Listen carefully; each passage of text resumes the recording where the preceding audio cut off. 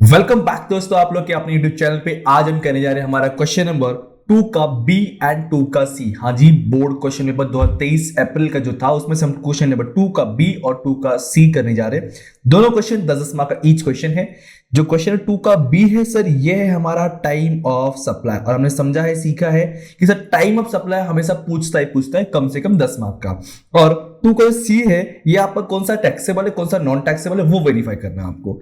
चलिए फिर स्टार्ट करते हैं 2 का बी पहले। Determine the time of supply in each of the following cases as per the provision of GST act.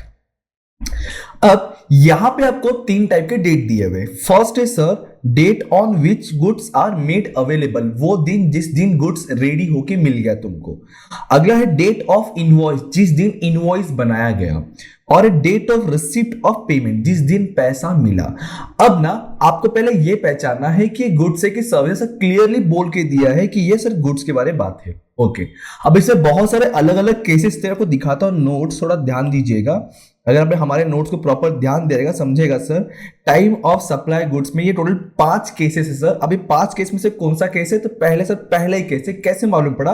देखिए, गुड्स की बात हो रही है और ये मूवमेंट की बात हो रही है कहीं कहीं, ठीक है। तो सर अब इसके अंदर आएंगे तो हमें 2 ही डेट का रिक्वायरमेंट है, 3 डेट का रिक्वायरमेंट है ही नहीं। 2 डेट का रिक्वायरमेंट है, एक है ड्यू डेट और एक है date of issue of invoice.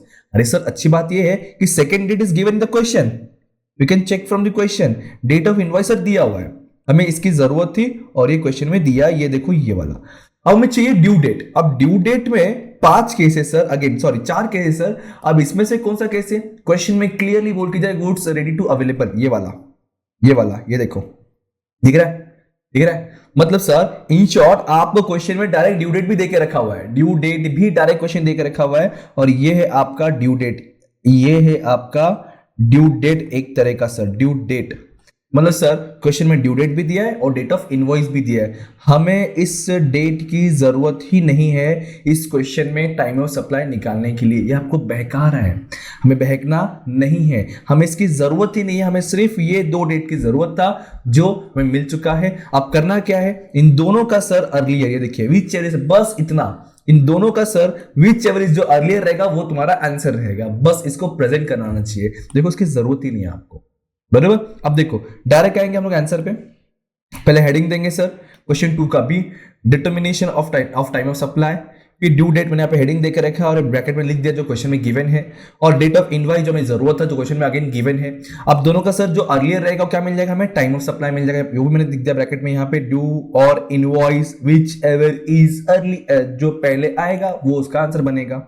अब बस उतना करना है तुमको। अब देखते जाइए 17/4/22 और 24/22, डेफिनेटली सर अर्ली जो है 17/4/22 है, तो इसका आंसर बन जाएगा सर 17/4/22। बस इतना को लिखते चलना है और आपको मिल जाएगा 10 मार्क्स। सोचो कितना इजी है।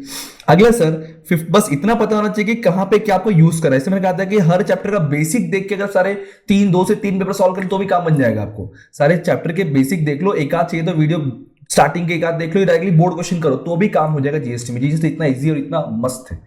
ओके, सेकंड देखो 15/5/22 और 14/5/22, बताओ पहले कौन सा आता है? अर्लियर कौन सा है सर? अगेन 14 वाला सर, 14 वाला, तो सेकंड का आंसर क्या रहेगा? 14 रहेगा। थर्ड का बताइए क्या आंसर बनना चाहिए सर? सर 18/6/22 और 1/6, मतलब 1 पहले आएगा सर, तो आंसर क्या रहेगा? 1 रहेगा सर। फिर इसमें क्या रहेगा सर? 7/7/22 और 14 सर। आंसर बोलते जाओ, आपका रिविजन होते जाएगा फटाफट। सर इसमें अपना 7 पहले आएगा तो आंसर 7 रहेगा सर। फिर सर यहाँ पे 24 है और 30 है, मंथ भी देखने का, लेकिन ना 8 दोनों का सेम है, ईयर भी सेम है, तो सर 24 पहले आएगा, 24 आंसर बनेगा। फिर उसके बाद इसमें 21 है और 17 है, तो 17 आंसर आएगा सर। फिर सर 14 है और 11 है, तो 11 पहले आएगा। फिर 2 और 8 28, बट मंथ देखो मंथ यहाँ पे 11 है और यहाँ पे 12 है, मतलब सर यहाँ पे जो आंसर बनेगा यहीं पे खाई गई होता है। जब लगता है ना कि बहुत आ रहा इजी होता है तो ओवर कॉन्फिडेंस में हम आंसर रॉन्ग करते हैं। तो वेट एंड वॉच, पहले मंथ ईयर सब कुछ देखते हैं प्रॉपरली, डेट में यही कंफ्यूजन होता है। तो सर जो 2011-22 है ना, ये पहले आएगा, तो इस बार आंसर रहेगा अपना 2011-22, ठीक है। सिर्फ डेट में नहीं, मंथ भी फोकस करने का सर। नेक्स्ट है 5/1/23 और 10/2/23, मतलब अगेन मंथ वाला खेल है सर। 5th जनवरी है वो इंपॉर्टेंट है, मतलब यहाँ पे 5/1/23 आएगा। और आखिरी वाले में दोनों का मंथ सेम है, दोनों का ईयर सेम है और दोनों का डेट भी सेम है, कोई भी ले लो क्या फर्क पड़ता है। तो सर यह 16/2/23 ही बनेगा। बस ये आपका टोटल 10 मार्क क्वेश्चन था। सोचो तो जो कितना इजी क्वेश्चन था, अगर ऐसा क्वेश्चन हमारे अभी एग्जाम में आ जाए, क्या हम नहीं कर सकते? डेफिनेटली कर सकते हैं सर, बट ओवर कॉन्फिडेंस नहीं जाने का और आराम से घाई नहीं करने का, थोड़ा आराम से सोच समझ से करो, क्योंकि जीएसटी पेपर बहुत ही इजीली कंप्लीट होता है। डोंट वरी, जीएसटी पेपर बहुत ही इजीली कंप्लीट होता है, ऐसा नहीं है कि जीएसटी पेपर छूट जाता है। एफए कॉस्ट ऐसा नहीं है, भले ये नंबर ऑफ क्वेश्चन दिखता है आपको एक्स्ट्रा, हर जगह पे 10 मार्क का 2 क्वेश्चन है, 10 मार्क का 10 मार्क क्वेश्चन है, लेकिन टाइम कंजम्पशन कम लगता है इस पे आपको। ओके, तो हमने 2 का बी कर लिया, अब क्या करते हैं 2 का 3 भी लगे हैं, तो इसमें कर लेते हैं हम लोग। देखिए टैक्सेबल कौन सा है, नॉन टैक्सेबल कौन सा है, वो पता करना है। अब मुझे मालूम है कि टैक्सेबल और नॉन टैक्सेबल पता करना है, तो इधर टाइम वेस्ट करने से अच्छा मैं क्या करूंगा, पहले पूरा क्वेश्चन लिख लूंगा एज इट इज, जो स्टेटमेंट है ये एज इट इज लिख लेंगे और बोल के देखिए टैक्सेबल और नॉन टैक्सेबल को अलग अलग करो, तो हम 2 कॉलम बनाएंगे, एक टैक्सेबल का एक नॉन टैक्सेबल का। ठीक है, टैक्सेबल का टैक्सेबल में, नॉन टैक्सेबल का नॉन टैक्सेबल में अमाउंट लिख देंगे हम लोग। तो पहले पूरा मैं एज इट इज क्या करूंगा, यहां लिख दूंगा क्वेश्चन में। ठीक है, और यहां जो अमाउंट दिए हुए, जो टैक्सेबल रहेगा टैक्सेबल वाले अमाउंट में आएगा, जो नॉन टैक्सेबल रहेगा नॉन टैक्सेबल वाले कॉलम में आएगा सर। बस अब सबसे पहले देखो सेंटेंस क्या लिखा, और इसके लिए मैंने पीडीएफ दिया हुआ है नोट्स के अंदर, आप वो पढ़िएगा, आपको वहां पे टैक्सेबल नॉन टैक्सेबल क्लियर हो जाएगा। वो भी नहीं पढ़ना है तो 3-4 पेपर सॉल्व कर लीजिए, यह सेंटेंस लेंगे, दिमाग बिठा लीजिए, बस खत्म, फिर खेल। इतने में काम बन जाएगा, इतने में तुम्हारा काम बन जाएगा। ठीक है, चलिए पहला दिया है sir, remuneration received as a member of parliament. Sir member of parliament है, बात ही खत्म हो गई, मेंबर ऑफ पार्लियामेंट है तो टैक्सेबल है ही नहीं, मतलब ये नॉन टैक्सेबल में आएगा सर, नॉन टैक्सेबल में आएगा ये क्लियरली सर, नॉन टैक्सेबल में आएगा। Yes sir no, yes sir no. तो सर यहां पे क्या करना चाहिए, यहां पे नील लिख दो, और कोई जरूरत नहीं तुमको, बस नील लिख दो, काम बन जाएगा। ठीक है, आगे बढ़े सर। उसके बाद है royalty receive from the permanent transfer trip, permanent transfer है तो यस ये सर आपका टैक्सेबल हो जाएगा, परमानेंट ट्रांसफर। अब यहां पे अमाउंट लिखा है तो बाजू में क्या होना चाहिए सर, नीला होना चाहिए, बराबर। थर्ड है sir coaching in recreational activity in relation to arts, recreational है सर, तो रिक्रिएशनल में सर टैक्सेबल नहीं होता है, रिक्रिएशन रहेगा तो टैक्सेबल। अगर यहाँ नॉर्मल कोचिंग सेंटर होता तो टैक्सेबल होता है, यहाँ पे रिक्रिएशनल आर्ट्स रहेगा, ध्यान रखना, रिक्रिएशन आर्ट्स रहेगा तो सर आपका टैक्सेबल नहीं होता है। ठीक है, आप कला को बढ़ावा दे रहे हो, आप डांस सिखा रहे हो, एकदम डांस सिखा रहे हो तुम लोग, अपना नहीं मेरे को बट बता रहा हूं मैं, तो सर वहां पे क्या होता है, यहाँ पे तुमको बेनिफिट दिया गया, तुम्हारा टैक्सेबल नहीं होगा। ओके, आगे बढ़े सर।